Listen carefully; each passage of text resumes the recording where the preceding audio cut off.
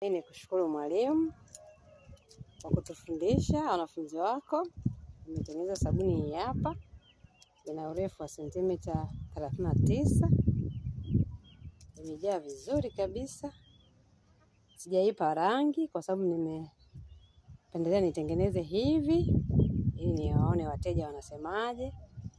Wakitaka niweke rangi basi nitaiweka rangi. Naombeni wanagroup tupeane max.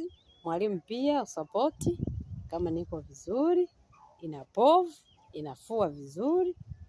Mwalimu nakushukuru sana.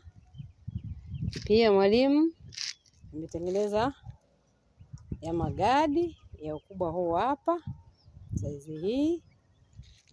Pia nimetengeneza saizi hii. Sikuwa na haraka mwalimu kwa sababu nitaka nitoe kitu kinachofanana na mwalimu. Kwa hiyo mwalimu nakushukuru. Wana group pia kwa wale wanaohitaji, walioko Morogoro, walioko Chalinze, nipo katikati ya Morogoro na Pwani.